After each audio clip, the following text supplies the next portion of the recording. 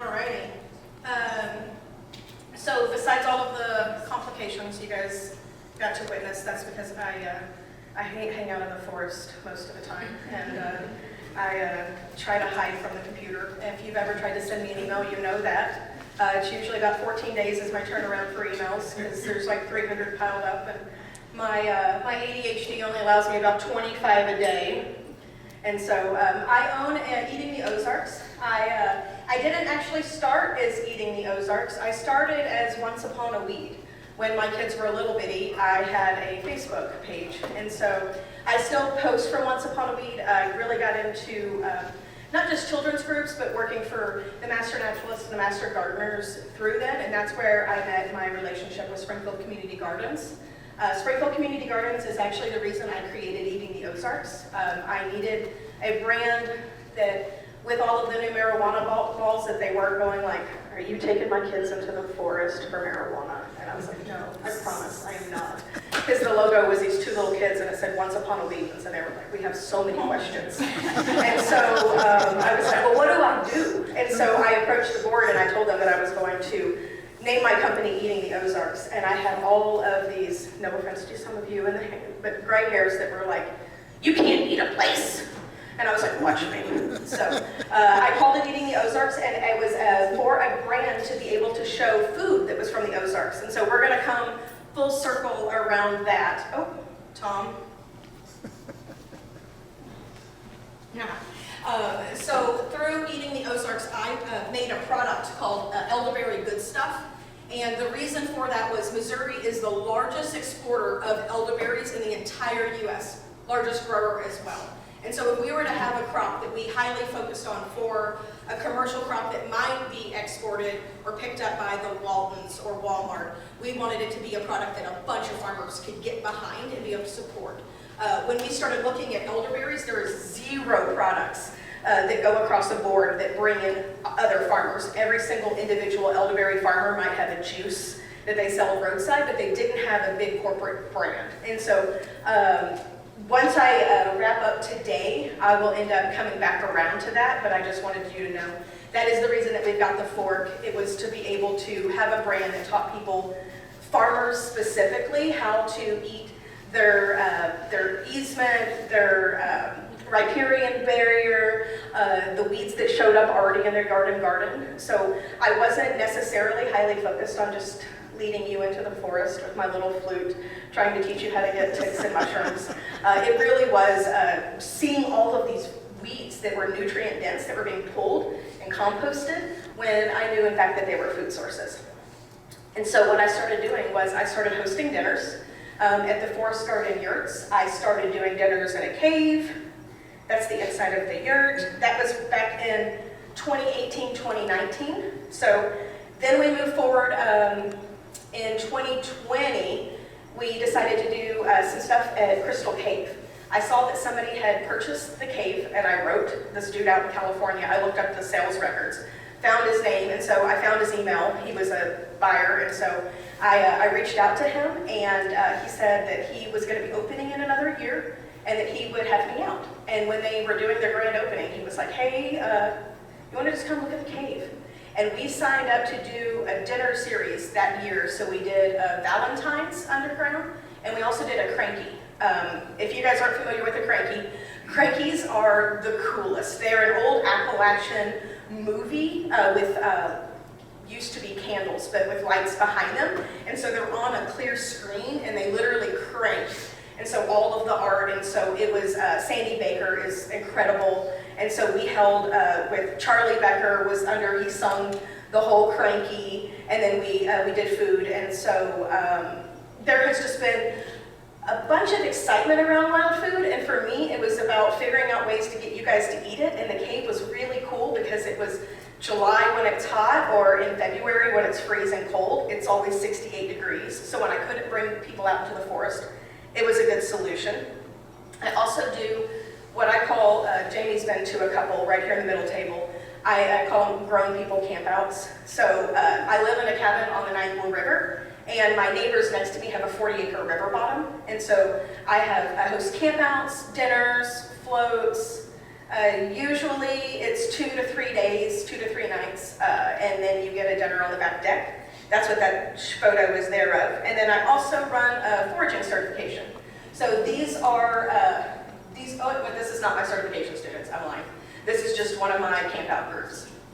I do have 2 certification students in that photo, and Bo. But that just gives you the little bit of background on me as I'm about to walk you into the woods. There's a picture of a float. I also wrote last year this book. It's called Wild Foraged, and it is an introduction into plants and mushrooms. And so I'll tell you, I have about 300 books of wild foods, and every single one, and I'm really close with Bo Brown. Every ID book that I have is a single photo of a wild plant, and then maybe 2 recipes. And so from somebody who was constantly teaching, the year before I wrote this, my printing bill was over $1,400 that I wrote off in taxes from printing out my favorite recipes or making copies at home. And so this is a really great introduction. It gives you multiple photos of a plant and then at least 5 to 10 recipes for each one. I can pass this around. You guys can look through it later. If you guys are interested after today in cooking wild food, it's available on Amazon. I would highly suggest you guys at least flipping through it just for ideas, and I wouldn't mind if you take your phone out and snap one photo or so. I'm not gonna beat you with my wild food out front. So this last year, rounding up everything that we've done this last year, I was invited out to the Smithsonian Folklife Festival, where I was cooking on the wild food stage, as well as acting as a circus presenter there under the big top tent, meeting hundreds of people, being done by the day, going, I have no idea who I talked to. And then I would have like so many emails, but it was such a great experience, and what it actually taught me is back around to what you guys are here for today, is being a wandering forager. Denver, my son is here with me. He was in DC with me. We stopped. How many times do you think that we pulled over in Tennessee or Georgia or Virginia to forage? Too many. At least 10. Anytime I was like, hold on, can you stand on the hood of the car? I see something that we need to bring with us. And so as we crossed across the United States, there was so many things. And even when I was at the booth in DC, I was staring at a cypress tree that had these green cones. And so I went over and I picked them and I covered them in sugar from our kitchen. And then everybody who walked by for the whole 14 days, they were like shaking it and watching it turn into syrup. And it was really cool, but it was really cool to see that I've foraged in the last 6 years. I did it again, Tom. There we go. I foraged in the last 6 years. I foraged in Arizona, Texas, Alabama.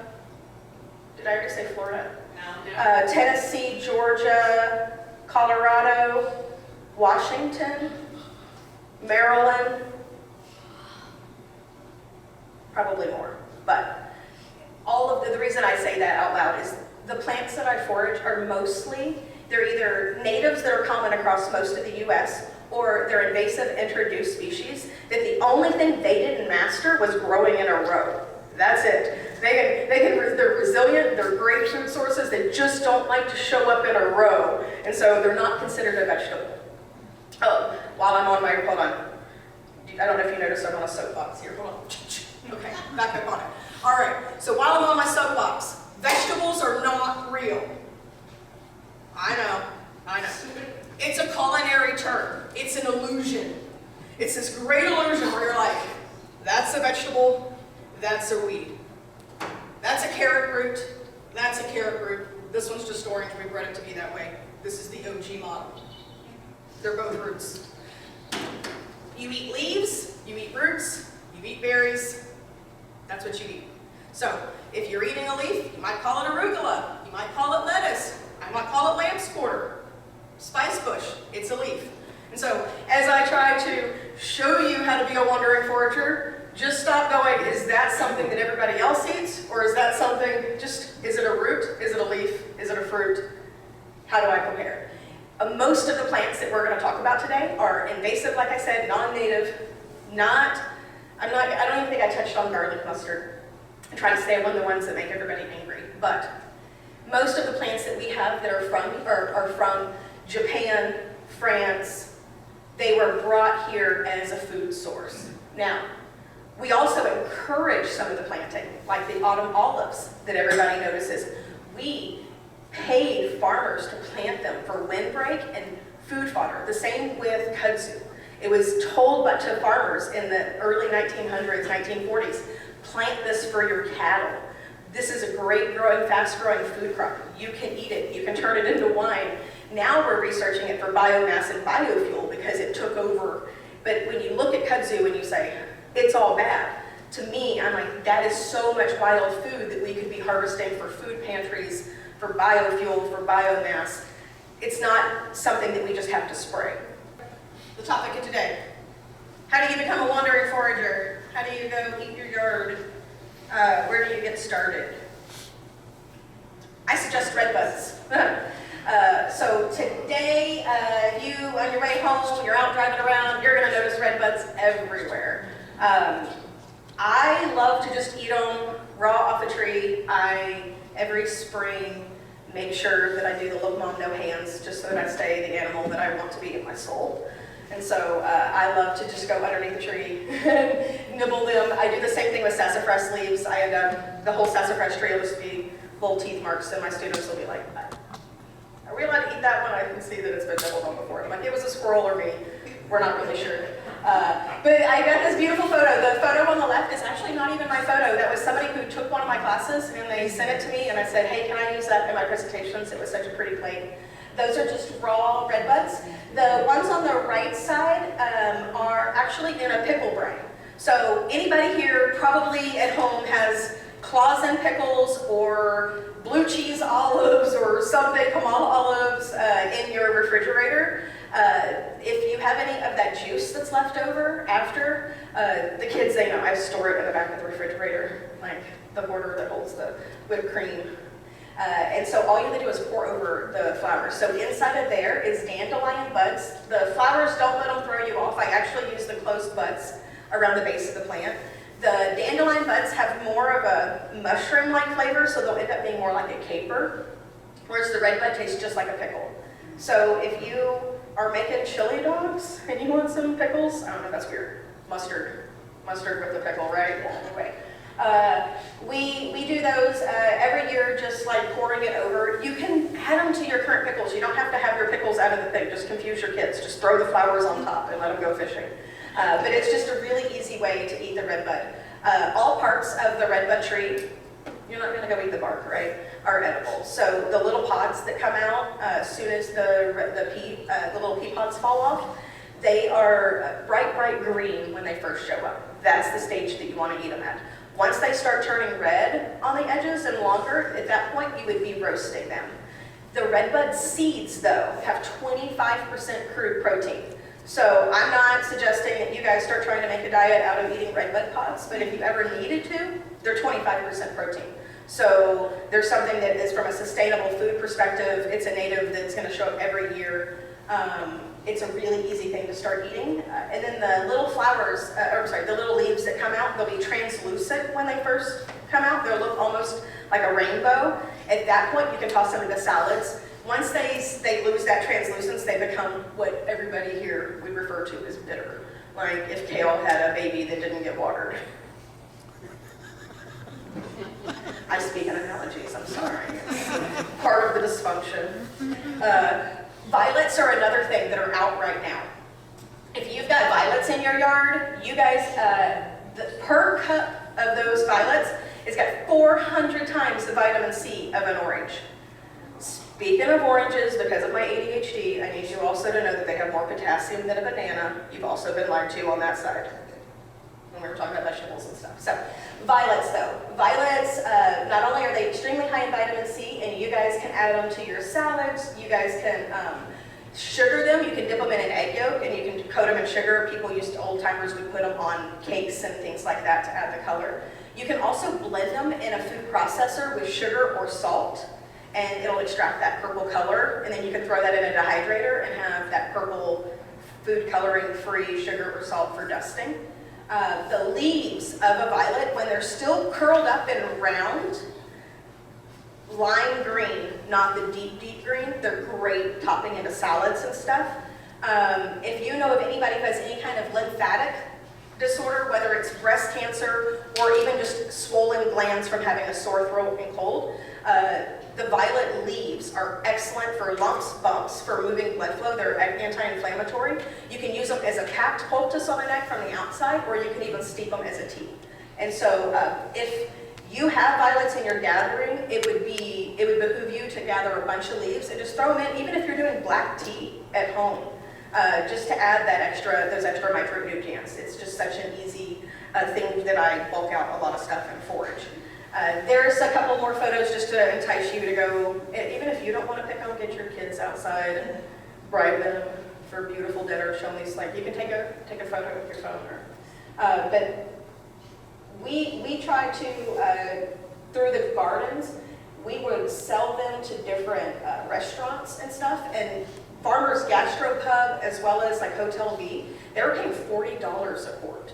So if you guys have them in your yard, you might reach out to those chefs too and trade on the house. Just saying that out loud, a lot of chefs and stuff are really into it. A quart lasts them a lot for plating.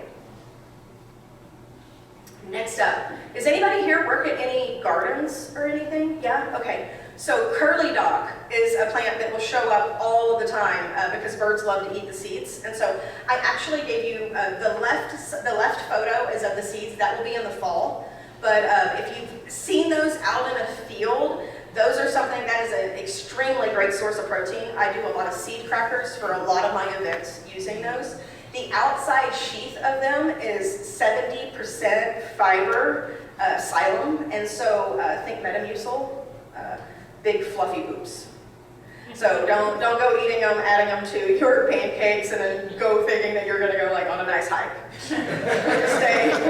Stay somewhere if you're doing that. But also excellent, just like flaxseed, to be able to add to anything that you would use flaxseed. This is a free flaxseed, basically.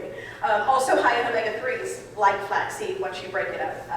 And then the leaves, I've got some pictures here, I turn into either these curlicues. I cut them like a Phillips head screwdriver on the ends, just in this perfect little X, and then you throw them into ice water. You can store them in the ice water for up to a week in the refrigerator ready to go, like little celery sticks. I drag those through hummus or anything else. They taste like a celery and a lemon had a baby. Like, they are so limey. Anytime I've sauteed curly dock down in the greens, somebody will always come up to me like they think that they're going to give me a chef's note, and they're like, hey, we loved the quiche. It just had a little bit too much lemon. And I'm like, I can't take that out. That's the plant.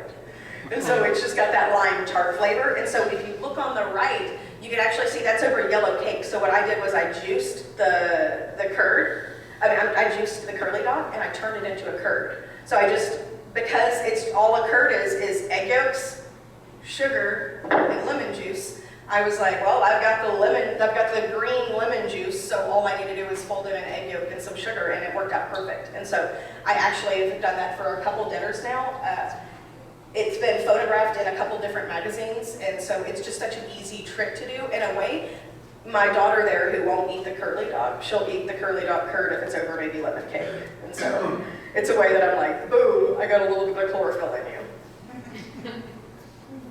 There's another picture of the curly dock curd, just to show you how dark green it can be depending on how much you use.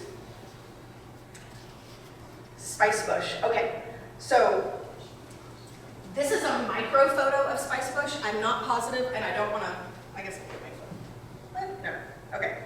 So that is a very up-close photo of the spice bush. From far away, they'll just look like little floofs of yellow on the end. But if you guys go out right now, I was in Branson last weekend at my folks' property, and just yesterday I was all the way up on the Niagara walking the river bottom, and the spice bush are blooming in both places right now. So if you guys are at Lost Valley, if you're at Ritter Springs, if you guys go out to the Nature Center in Springfield, you will see those yellow flowers right now. And it is the perfect time for you to mark plants to come back later. So I don't do anything with the flowers. I wait until they turn into those berries. In the fall, for those of you that are interested in spice bush, the berry only has one single seed on the inside. And you can see it there in that bottom photo. It's got a big black seed.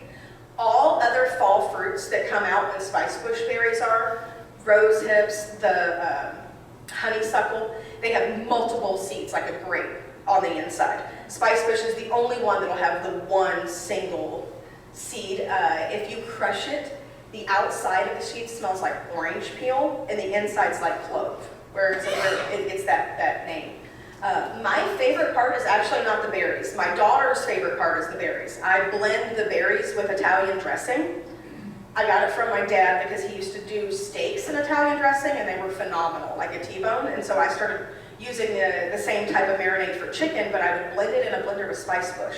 And so when you blend 6 or 8 Spicebush berries in the Italian dressing, it turns into this orange froth, like the orange popsicles that you would get that have the cream on the inside, like that light orange. That's the color of it. And so it's just this frothy, and you put it over chicken, but it makes it like sweet, sticky chicken because of that orange peel in the other. It's really good. But the leaves are my favorite part. I love to wrap them around chicken and then just throw them on the smoker. When you do that, the Spicebush leaves have a lemon balm sage-like flavor that infuses into the chicken, but then you can also eat the leaves on the outside. And so if you guys go find those yellow flowers, you can mark the plants, you can come back and get the early spring leaves. Those leaves are excellent blended in butter and thrown into Spicebush cookies. If you guys want more ideas later, the cookbook that was going around, you can flip to the Spicebush chapter. But I use them any way that you would a bay leaf and beans too. I didn't mention that. Spicebush and sassafras are both in the bay laurel family. So if you've ever bought bay leaves from the grocery store, you never have to do that again. Bay leaves don't even grow here. They grow in Europe and then out in California where we've introduced them, but the bay plant doesn't exist here in the Ozarks. But both of its cousins, if you will, the Spicebush and the sassafras, both grow here, and so you can use those leaves to help dissolve the part that makes you gassy. And I'm not remembering the chemical right now, but I'll be driving home. I'll be like, ah.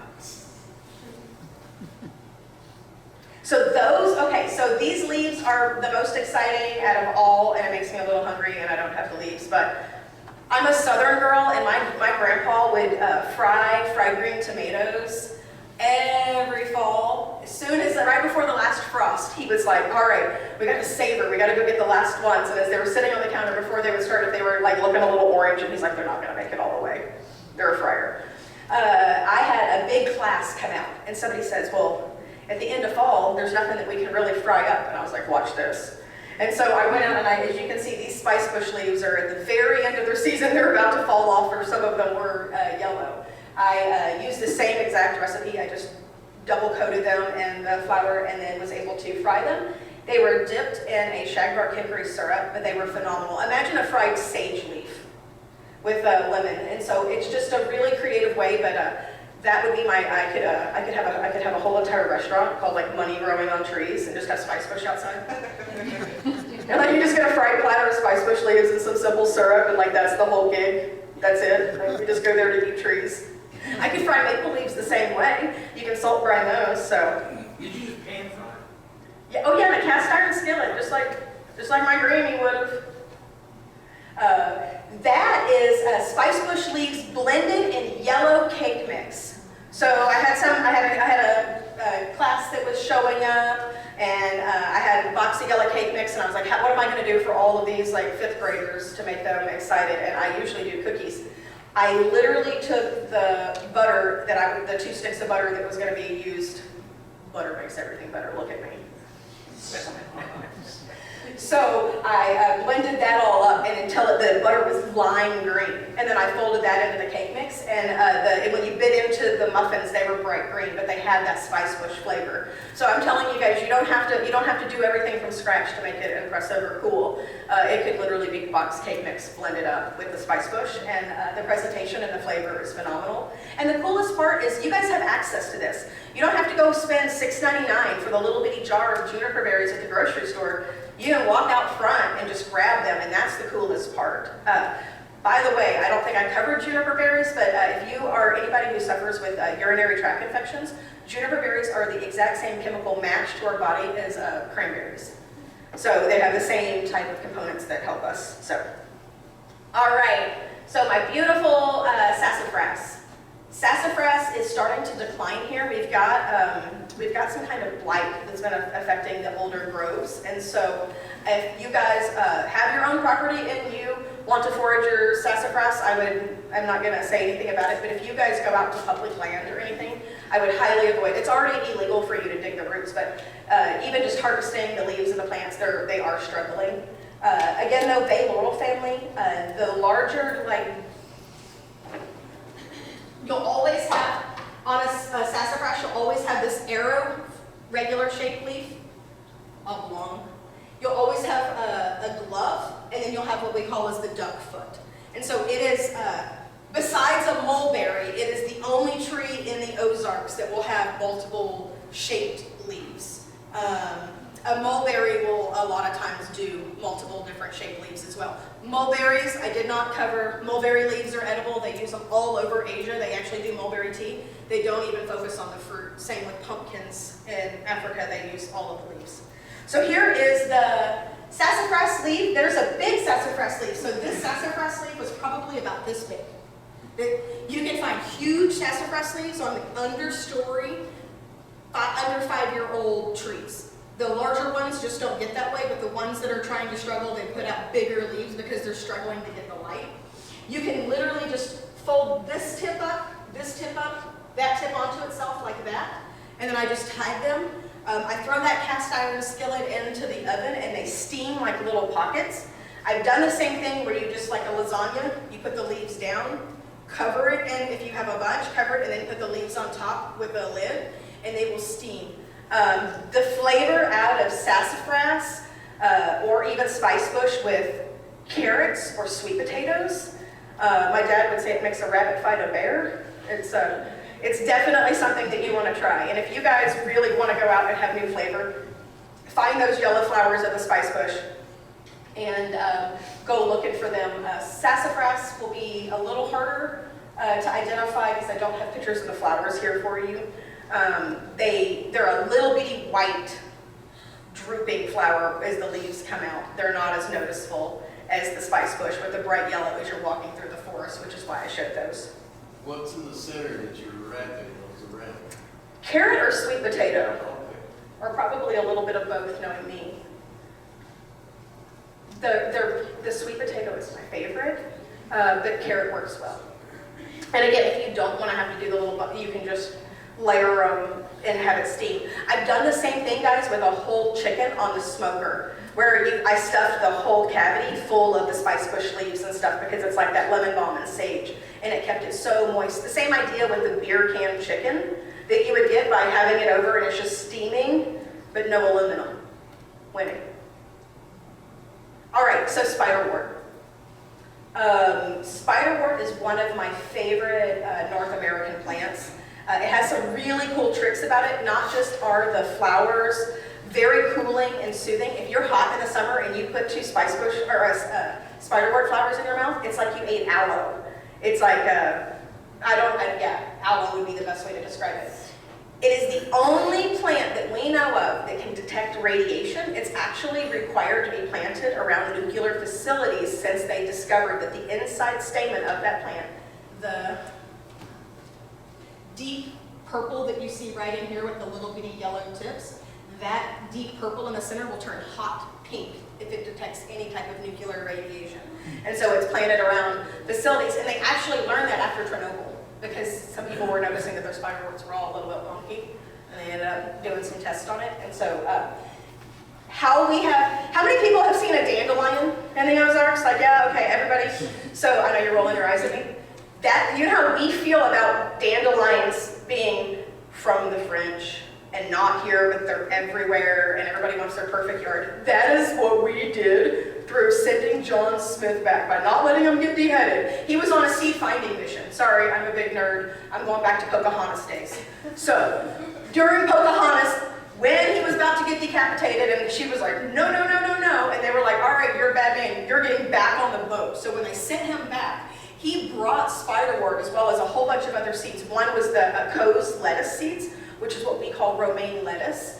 They went to the Isle of Cowes before coming to South America. You guys all know they were not here. But anyway, He brought those back, and so they were so popular in gardens and English gardens that they escaped. And now you drive back train roads through Amsterdam anyway, there's spiderwort all over their fields, in between their tulips, messing everything up, just taking over.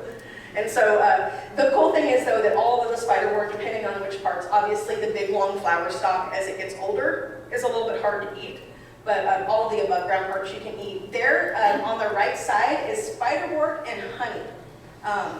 Anybody who's interested in doing that, all you have to do is get a mason jar and fill it up with the spiderwort flowers. Now,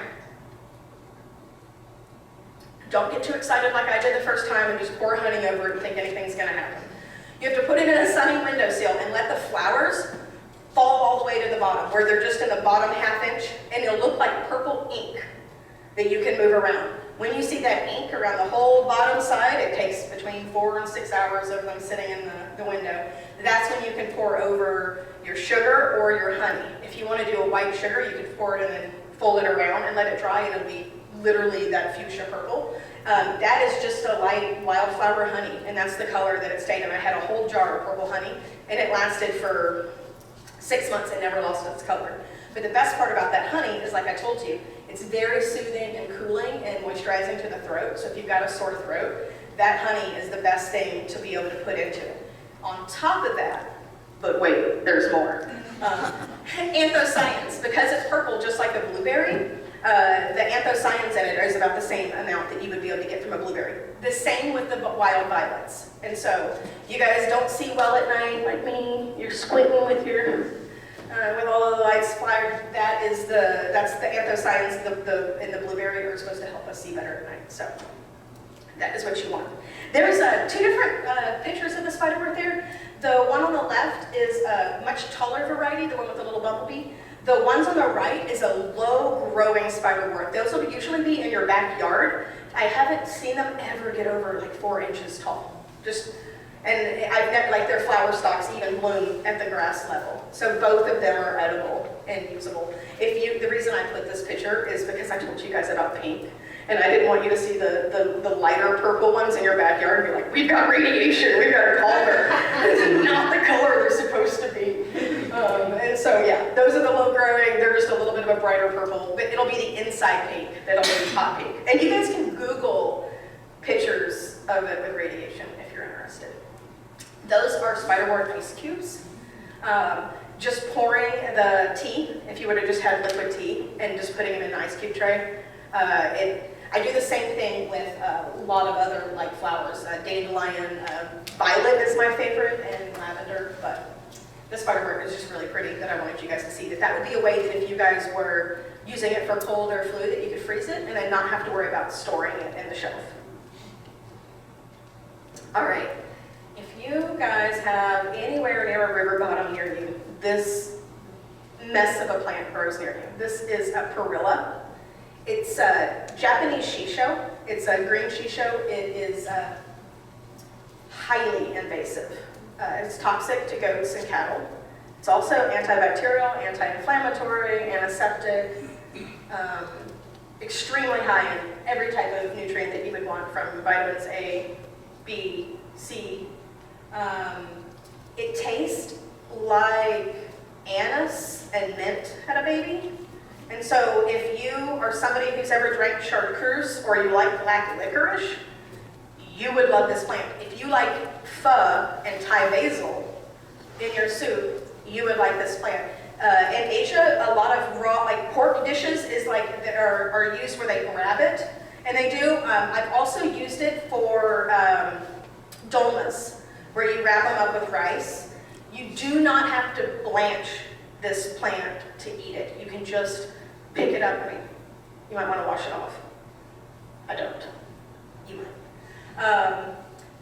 I can also salt and brine this in liquid smoke or teriyaki, and you just cover it with hot chili peppers, and it ends up becoming like a kimchi or something. So you can look up perilla kimchi. That's really, really easy.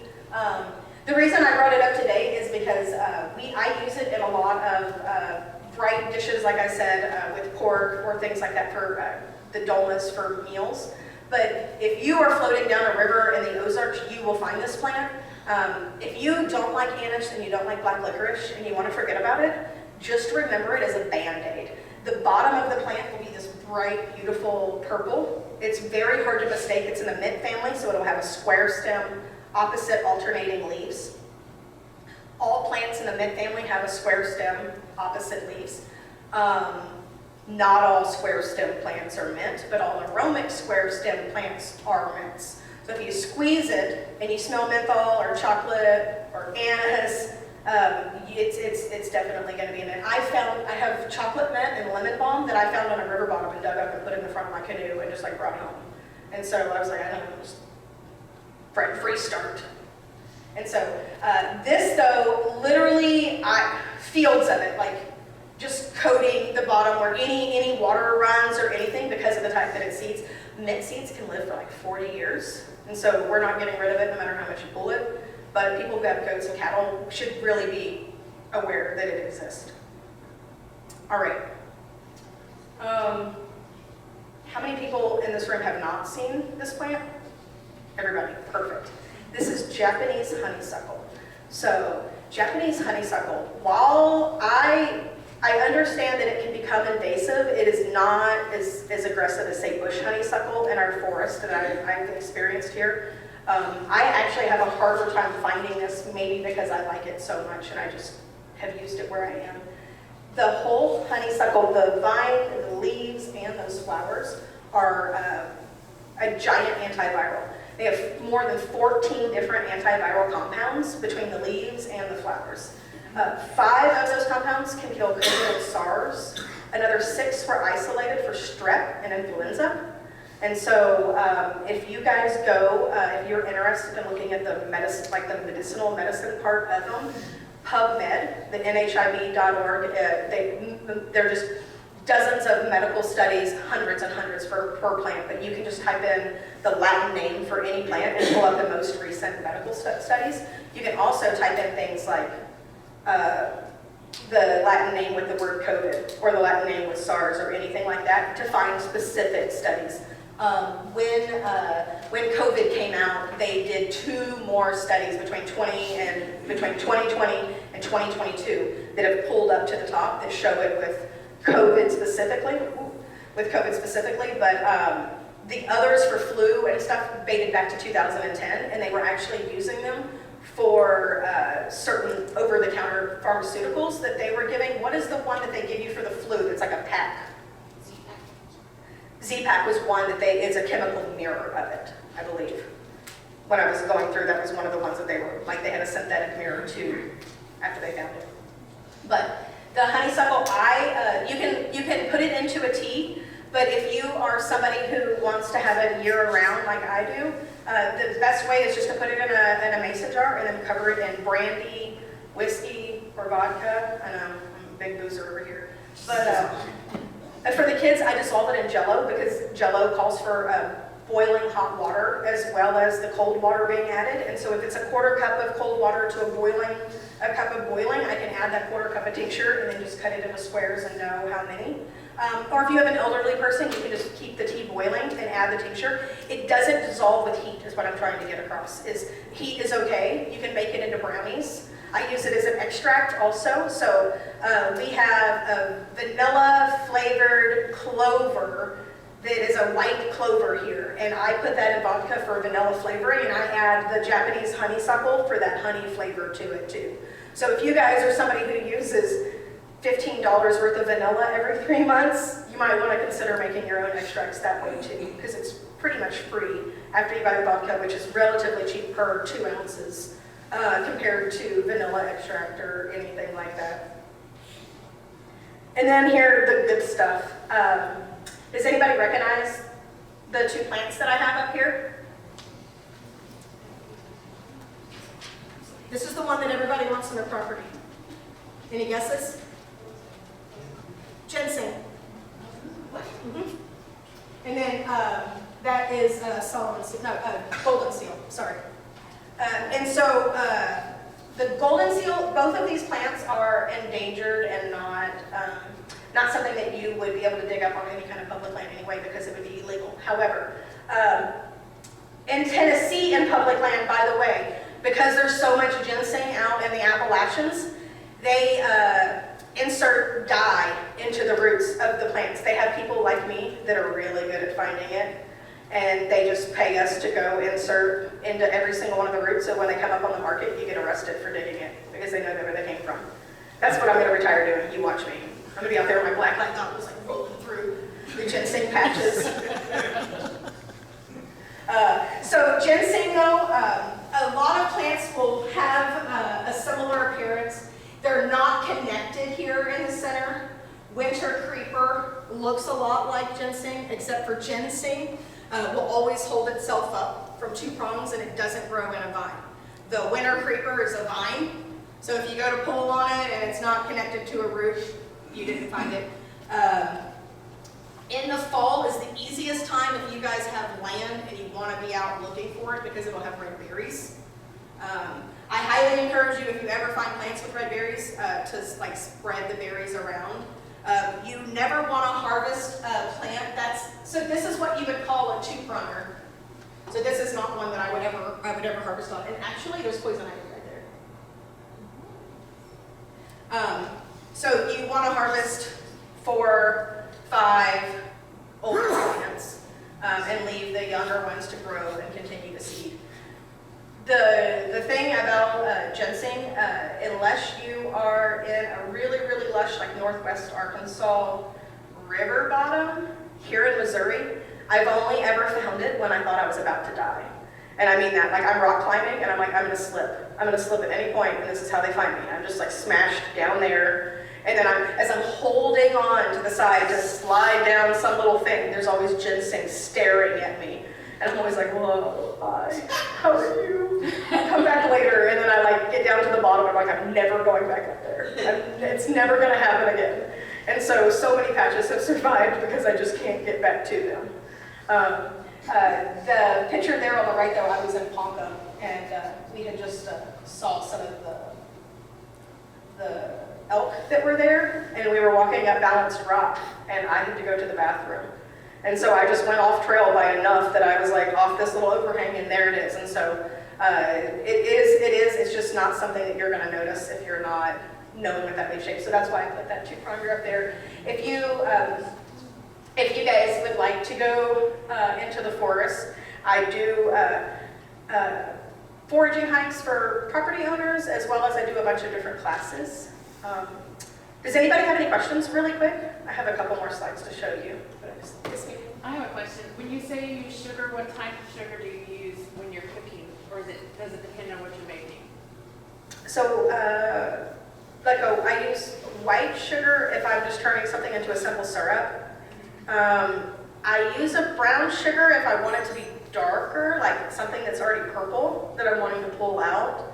I'll use a darker sugar, but just anything that I can turn into a simple syrup, like a 1-to-1 usually. Okay. For teas? For tea, yep. Okay. Yeah. Do many of these have any protein? I know you mentioned one thing that had protein, but and then in your book, like the mushrooms and stuff, do they have protein or? Mushrooms will have some, but they're not a large amount. But leafy greens, the curly dock, I'm not sure what the amount would be, but because kale has protein and broccoli has protein, I know that they would have. All of our leafy greens, collard greens, they all have a protein in them. I'm not sure of the amount. I mentioned the red bud seeds just because it's such a high amount for something wild to have. From a wild perspective of protein sources, in the spring we would have maple seeds that would come out, maple samaras. They look like little helicopters or little butterfly. Those are extremely high amounts of protein, like a soybean, and you can roast them or you can eat them raw. And then our nuts in the fall would be our protein. What? The nuts in the fall, like our black walnuts, our pecans. We have hazelnuts here as well, like from Nutella, and so as well as acorns. And acorns are definitely, if you haven't ever leached an acorn, you should take the time to do it. It makes a really, really awesome nutty flour. These are some other ways that you guys can get plugged in. I know that food fair picture is small on this screen, but that's just the way, it's just too big to cut it in half. So on the right there is the Wandering Forager poster. That is, I do land tours for owners of property that want to go out and figure out what is all on their land. I mark and flag, as well as I have QR codes so that you guys can click and kind of have my book on hand that you can open. I'm also, May 18th, we've got a wild food fair down at Old Wilderness Canyon. And so if you guys want to do wild food, all of my dinners sell out that I do, and they're at $125 a person, and we only ever seat, because I never want to cook for more than 40, 240. And so the wild food fair is a way that it's the same cost, but there are 17 instructors right now, and I have 6 food vendors. And so, and all of the food is included in that price. And so it's a whole day of bison on a stick and pawpaw ice cream and mushrooms, because we're going to have a bunch of morels left over from the spring with all of this rain and everything that we've been having. Speaking of Dad, they're up in Stone County. I'll be down this weekend. Let me show you one more thing. We've got the foraging convention, September of 2024. This is 2 days.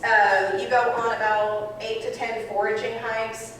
You will learn how to inoculate mushrooms, you eat wild food, and it is live music, but it is much more intensive than the Wild Food Fair. The Wild Food Fair is going to be like if you want to learn about juggling and clay throwing and eat a bison on a stick and walk around and listen to music. That's your gig. If you're wanting to sit and be a homesteader and take home a mushroom log and do all of that, the convention is for you. It's more intensive, a lot more hands-on workshops. But those are different ways that you guys can get involved and learn to forage more besides the book. And I just wanted you guys to be left with the thought that wild food is real food. Vegetables aren't real. Take that home. You just eat leaves and roots and berries, and wild things have leaves and fruits and berries. If you guys would like more information on classes or anything, you guys can find me at eatingtheozarks.com. If anybody has any other questions, I can be here as long as you guys need me to. Yeah? No? Thank you guys for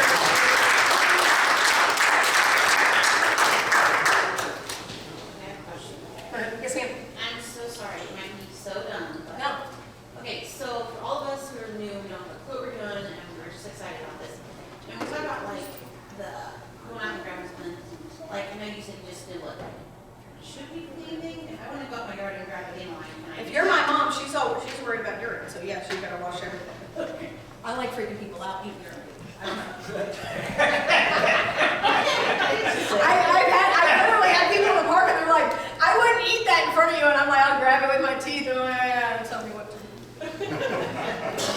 No, I cook most everything and we wash it. Like this 2 days ago, I harvested a giant basket of wild onions, like just the tops, in somebody's front yard with a machete, because you always have to look a little crazy. And so I got home and I was like, I gotta wash these out. And I was like, no, you're gonna roast them in the oven and kill anything off. And so then my neighbor, I was like, I gave her some charred onion, and she was like, well, did you wash them out? What if there's raccoon poop? And I was like, I don't know. I guess you're eating poop. I roasted the poop. So if it's something like a salad green that I'm going to serve you, obviously I wash it. But if it's something I'm going to roast or process, I'm just usually not. It's going into a 450-degree oven. Yeah. So. Any other questions? Yes, ma'am. Do you have any literature on like I'm always afraid I'm gonna eat an evil twin of pawpaw or something like that. Okay, well, there's not an evil twin of pawpaw, Or it whatever. looks like a mango. But if you want to have a lot more security about going and hiking, lady sitting right there next to you can totally hang out. She's a certified forager, so she can do, or you can pop into any of my classes. I do a monthly $35 where we just go up and down around the property once a month for 2 hours and see what's in season, just because it changes over so fast. And so that's a really easy way just to get involved in coming to a class once a month and walking through and having me point it all out over and over again. My private hikes are $350 for 3 hours, and you can have up to 10 people. So that $35 would get you through most of the season if you're willing to drive to Long Lane and walk around my cabin and have me come there. And it would give you a longer season. The landowners that usually hire me, they usually hire me to come back, and they do a spring usually and then a fall. And I come out in the spring, and then I come back out into the fall, and I'm just marking the differences so that they have them. I've also done things with homeschool groups, so if you know of anybody who would want to set up a club where instead of doing a 3-hour hike, we did 2 1.5 hours, and split them up in between different months. And I've even done where I had a lady in Fair Grove, she wanted cooking. She wanted me to go out and teach her how to process it. And so she set up just 3 private lessons, and we just foraged together on the land, and then we went into her kitchen. And so pretty open-ended with how you could fold it. But the $35 once-a-month classes would be a really easy way to fold in. Rachel, how do we get my dad is moving to a new property, so I wanted to go out and mark everything for him. How do we get like your little QR code? So if you guys go to my website, eatingtheozarks.com, and you click on Education Center, there are free QR codes. There's already 20 on a sheet, Jamie, and then there'll be another 40 here in the next little bit. The Baker Creek ones will be up. And so all of what those are is it's just 10 or 20 QR codes on a sheet with the word next to it. For instance, redbud or juniper. I have some that just leave it on their refrigerator, and then when they go outside, they just click it because they don't want it out everywhere looking messy. And I have other people who've laminated them, and they're on every single one of their trees. And so they can just walk around with their phone. So you can use them either way, though. But the thing about the QR codes, guys, is it's like having the book under the tree with the recipe ideas there, and they're 100% free. I do that because I can later add advertisement to the website as I build out those QR codes and be able to point people in other directions, but it's a way that I can be anywhere in a city park with you being able to get that information or a recipe, especially later with an invasive. And so, that was one thing I never circled back around to. I've been contacted by a spice company called Burlap and Barrel. I'm going to be partnering with Springfield Community Gardens. We're writing a $25,000 grant to be able to aggregate the food from farmers. So the sassafras or the spice bush or the juniper, we're going to be able to hopefully pay farmers who are already farming, already selling produce for what's growing in the riparian barriers, because that's the hill that I'll die on, is that everybody has to have a riparian barrier or you shouldn't be allowed to be a farmer. Like, you got to care about the hedgerows and all of the livestock and all of the things that need to eat the berries and the fruits that you're not allowing as you farm. And so having the foods that can come from that as well as the weeds. And so the curly dock, the dead nettle, all of that stuff that shows up, the chickweed, we're going to smoke all of those and use it as a dried wild green blend, as well as the juniper and the other. And so hopefully Eating the Ozarks as a brand with that fork by 2025 will have a presence in the spice world industry from an Ozark cooperative, because I can't go out into the forest and gather anything for 1,800 units, and nor would I ever want to. It needs to come from farmers and local people, just like how Hammond's does their black walnuts. Everybody is okay with the truck bed of walnuts for a certain price. And so if we can do that with some of these Ozark, even the kudzu, if we can have people who can take down a truckload and be able to bring it in, I'm hoping to find some solutions for that. I don't believe in shipping things all across the United States. I do believe in eating local. And so as looking at Eating the Ozarks as a national brand, the only way that it's okay and all is well within my soul is if we focus on invasive plants that we're removing, because the education from the QR code on an invasive plant, even if I'm shipping it to California, will help eradicate it from all over the U.S. And so that's something that I can get behind. And so anybody who's here that wanted to be a farmer or that wants to gather for that, especially you, contact me and let me know, because we are working towards, I've got Gooseberry Bridge Farm and Millsap Farm already in agreement that they're going to give me all their weeds. We're going to weed it and eat it. So we're gathering nettle, chickweed, Garlic mustard. They're going to smoke garlic mustard, and then we're also doing a garlic mustard horseradish powder out of the roots. It's like a spicy mustard powder like wasabi that it turns into. Garlic mustard is another one. You asked me about protein. Garlic mustard has a decent amount of protein in it. It tastes like garlic and mustard had a baby, which is where it got its name. It's a phenomenal plant, but because it's in the mustard family, and mustards blow seeds everywhere, like a volcano, and mustard seeds can survive for 40 years and be dormant.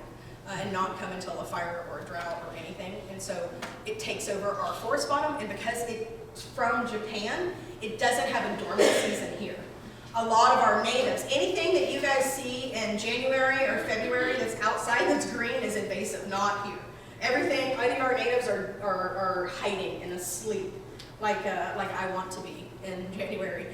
If it's green out there, it is an invasive plant. And so it's the easiest time to go find free food, basically, because in January, if anything's free growing, I don't know of very many things besides winter creeper or euonymus that would be green in January that you couldn't eat. Pretty much all of the other food would just be like free grocery store outside.